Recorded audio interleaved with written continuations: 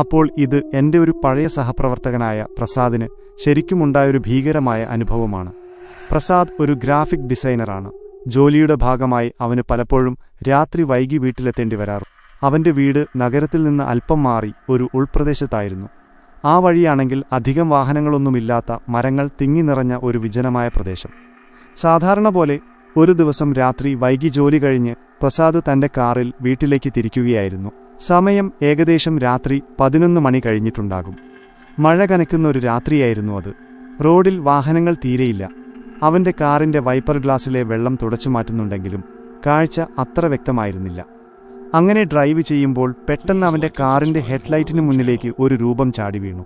പ്രസാദ് ഞെട്ടി ബ്രേക്ക് ചെയ്തു. മഴ കാരണം റോഡിൽ കുറച്ചു ദൂരം കാർ തെന്നി നീങ്ങി. വണ്ടി നിർത്തി അവൻ മുന്നോട്ട് നോക്കി. റോഡിൽ ആരുമില്ല. അവൻ്റെ ഹൃദയം വേഗത്തിൽ മിടിക്കാൻ തുടങ്ങി. അതൊരു മനുഷ്യനായിരുന്നു എന്നവന് തോന്നി. പക്ഷേ അവൻ എവിടെ പോയി? റോഡിൻ്റെ ഇരുവശത്തും കുറ്റിക്കാടുകളും കാടുകളുമാണ്. ആരെങ്കിലും ഓടി മറഞ്ഞതാണോ? അവൻ കാറിൽ നിന്ന് ഇറങ്ങി നോക്കാൻ തീരുമാനിച്ചു. ഒരു ടോർച്ചെടുത്ത് അവൻ മുന്നോട്ട് നടന്നു. മഴ കാരണം നിലത്ത് വെള്ളം കെട്ടിക്കിടക്കുന്നുണ്ട്. റോഡിൻ്റെ ഓരം ചേർന്ന് അവൻ ടോർച്ച് വെളിച്ചം വീശി നോക്കി. കുറച്ചു ദൂരം ചെന്നപ്പോൾ റോഡരികിലെ കാടിൻ്റെ ഭാഗത്തേക്ക് നീളുന്ന ഒരു ചെറിയ പാത അവന് കണ്ടു. ടോർച്ചിൻ്റെ വെളിച്ചം അതിലേക്കടിച്ചപ്പോൾ അവിടെ ഒരു തുള്ളി രക്തം പോലെ എന്തോ കണ്ടു. പ്രസാദിന് വല്ലാത്തൊരു തണുപ്പ് അനുഭവപ്പെട്ടു. ഒരുപക്ഷെ ആർക്കെങ്കിലും എന്തെങ്കിലും സംഭവിച്ചു കാണുമോ? സഹായിക്കാൻ ആരുമില്ലാത്ത ഈ വിജനമായ സ്ഥലത്ത് ഒരു മനുഷ്യജീവൻ അപകടത്തിലാണോ? ഒരു നിമിഷം അവൻ ഭയന്നു. തിരികെ പോകാൻ തോന്നി. പക്ഷേ ഉള്ളിൽ ഒരുതരം കടമബോധം അവനെ മുന്നോട്ട് നയിച്ചു. അവൻ ആ ചെറിയ പാതയിലൂടെ കാടിനുള്ളിലേക്ക് നടന്നു. പാത നിറയെ ചളിയും ചെടികളുമായിരുന്നു. കുറച്ചു ദൂരം ചെന്നപ്പോൾ അവനൊരു പഴയ വീട് കണ്ടു. അതൊരു തറവാട് വീടായിരുന്നു. ആരും താമസിക്കാത്ത ജീർണിച്ച ഒരു വീട്. വീടിൻ്റെ ജനലുകളെല്ലാം തകർന്ന് വാതിലുകൾ പാതി തുറന്നു കിടക്കുന്നു. പ്രസാദ് പതിയെ വീടിൻ്റെ അടുത്തേക്ക് ചെന്നു. വീടിൻ്റെ പൂമുഖത്ത് ഒരുപാട് കരിയിലകളും മാറാലകളുമുണ്ട്. അവൻ വാതിൽക്കൽ നിന്ന് അകത്തേക്ക് നോക്കി. അകത്ത് നല്ല ഇരുട്ടാണ്. അവൻ്റെ ടോർച്ചിൻ്റെ വെളിച്ചത്തിൽ അവൻ അകത്തേക്ക് വെളിച്ചം വീശി. ഒരു വലിയ ഹാളാണ്. അവിടെവിടെയായി പൊടി പിടിച്ച പഴയ ഫർണിച്ചറുകൾ കിടക്കുന്നു. ആരെങ്കിലും ഇവിടെയുണ്ടോ? പ്രസാദ് ഉറക്കെ വിളിച്ചു ചോദിച്ചു. മറുപടിയായി ഒരു നിശബ്ദത മാത്രം. അവൻ്റെ ശബ്ദം ആ വീടിനുള്ളിൽ ഒരുതരം ഭീകരമായ പ്രതിധ്വനിയുണ്ടാക്കി. അവൻ പതിയെ അകത്തേക്ക് കയറി. അവൻ്റെ പാദങ്ങൾ തറയിലെ കരിയിലകളിൽ ചവിട്ടിയപ്പോൾ ഒരു നേർത്ത ശബ്ദമുണ്ടായി. ഹാളിൽ നിന്ന് അവൻ അടുത്ത മുറിയിലേക്ക് ചെന്നു. അതൊരു പഴയ അടുക്കളയായിരുന്നു. അവിടെയുമെല്ലാം പൊടി പിടിച്ചു കിടക്കുന്നു.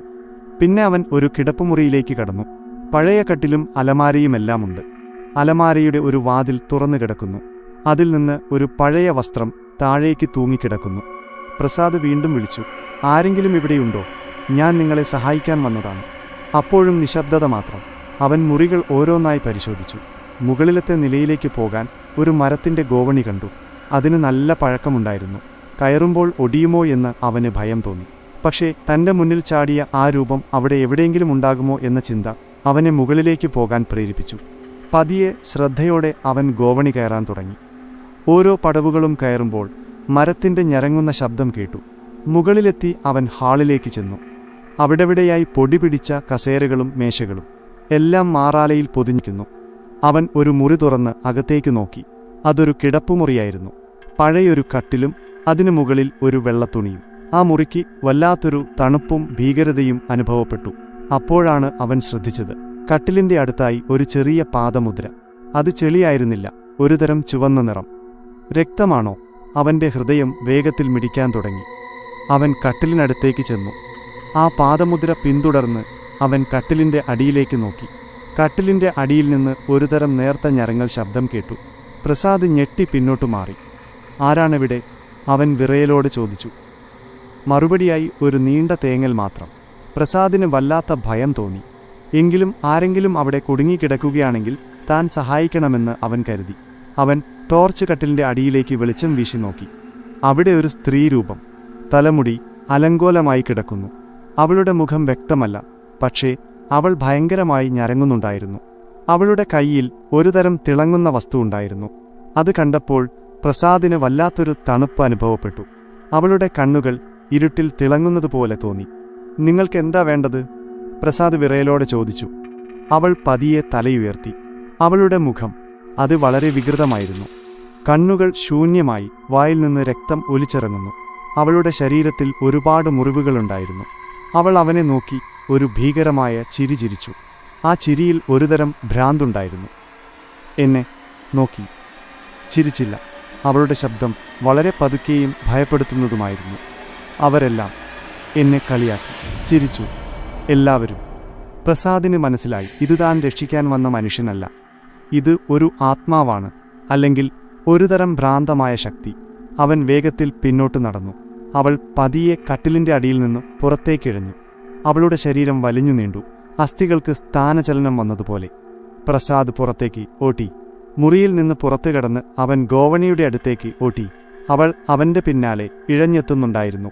അവളുടെ ശബ്ദം അവന്റെ ചെവിയിൽ മുഴങ്ങി, എന്നെ ഒറ്റയ്ക്കാക്കി പോകരുത്. അവൻ ഗോവണി വേഗത്തിൽ താഴേക്കിറങ്ങി. ഓരോ പടവുകളും അവന്റെ ഭാരം താങ്ങാനാവാതെ ഞരങ്ങുന്നുണ്ടായിരുന്നു.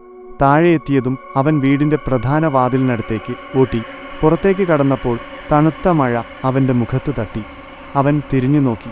വീടിന്റെ ജനലിലൂടെ ആ സ്ത്രീരൂപം അവനെ നോക്കി ചിരിക്കുന്നുണ്ടായിരുന്നു. അവളുടെ വായിൽ നിന്ന് രക്തം ഒലിച്ചിറങ്ങുന്നു. പ്രസാദ് ഒട്ടും തിരിഞ്ഞു നോക്കാതെ തന്റെ കാറിന്റെ അടുത്തേക്ക് ഓട്ടി. കാർ സ്റ്റാർട്ട് ചെയ്ത് അവൻ വേഗത്തിൽ അവിടുന്ന് പാഞ്ഞുപോയി. കണ്ണാടിയിലൂടെ അവൻ തിരിഞ്ഞു നോക്കിയില്ല. അവന്റെ ശരീരം മുഴുവൻ വിയർത്തു കുളിച്ചിരുന്നു. അവൻ വേഗത്തിൽ വീട്ടിലെത്തി. പിറ്റേ ദിവസം പ്രസാദ് തന്റെ സുഹൃത്തുക്കളോടും സഹപ്രവർത്തകരോടും ആ രാത്രിയിലെ അനുഭവങ്ങൾ പറഞ്ഞു. ആരും അവനെ വിശ്വസിച്ചില്ല. അവർ അതൊരു പേടി സ്വപ്നമായി തള്ളിക്കളഞ്ഞു. പക്ഷേ പ്രസാദിന് ഉറപ്പായിരുന്നു, താൻ കണ്ടത് യാഥാർത്ഥ്യമായിരുന്നു. പിന്നീട് പ്രസാദ് ആ വീടിനെക്കുറിച്ച് കൂടുതൽ അന്വേഷിക്കാൻ തീരുമാനിച്ചു. ഗ്രാമത്തിലെ ചില പഴയ ആളുകളെ കണ്ടപ്പോൾ അയാൾക്ക് ആ വീടിന്റെ കഥ മനസ്സിലായി. വർഷങ്ങൾക്ക് മുൻപ് ആ വീട്ടിൽ ഒരു കുടുംബം താമസിച്ചിരുന്നു. ആ വീട്ടിലെ സ്ത്രീക്ക് മാനസിക രോഗമുണ്ടായിരുന്നു. അവൾ ആളുകളെ കാണുമ്പോൾ ഉറക്കെ ചിരിക്കുമായിരുന്നു, ചിലപ്പോൾ വികൃതമായി കളിയാക്കുമായിരുന്നു. ഇത് കാരണം ഗ്രാമവാസികൾ അവളെ ഒഴിവാക്കാൻ തുടങ്ങി. അവൾ ഒറ്റപ്പെട്ടുപോയി. അവളുടെ ഭർത്താവിനും കുട്ടികൾക്കും അവളെ ഭയമായിരുന്നു. ഒരു രാത്രി അവൾ ഭ്രാന്തായി എല്ലാവരെയും ഉപദ്രവിക്കാൻ തുടങ്ങി. ഒടുവിൽ അവർ അവളെ ഒരു മുറിയിൽ പൂട്ടിയിട്ടു. അവിടെ വെച്ച് അവൾ സ്വയം മുറിവേൽപ്പിച്ച് മരിച്ചു. അവളുടെ ആത്മാവ് ആ വീട്ടിൽ അലഞ്ഞുതിരിയുകയാണെന്നും ഒറ്റപ്പെട്ടു പോയതിന്റെ ദേഷ്യം കാരണം ആരെങ്കിലും ആ വഴിക്ക് വന്നാൽ അവരെ ഉപദ്രവിക്കുമെന്നും ആളുകൾ വിശ്വസിച്ചു. പ്രസാദിന് എല്ലാം മനസ്സിലായി. താൻ രക്ഷിക്കാൻ വന്ന ഒരു മനുഷ്യജീവനായിരുന്നില്ല, അത് മറിച്ച് ഒറ്റപ്പെട്ടുപോയ ഒരാത്മാവായിരുന്നു. ആ രാത്രിയിലെ അനുഭവം അവന്റെ ജീവിതത്തിൽ ഒരു മായാത്ത ഓർമ്മയായി മാറി. പിന്നീട് പ്രസാദ് രാത്രിയിൽ ആ വഴിക്ക് അധികം പോയില്ല. ചില കാഴ്ചകൾ നമ്മൾ കാണാതിരിക്കുന്നതാണ് നല്ലതെന്ന് അവൻ മനസ്സിലാക്കി.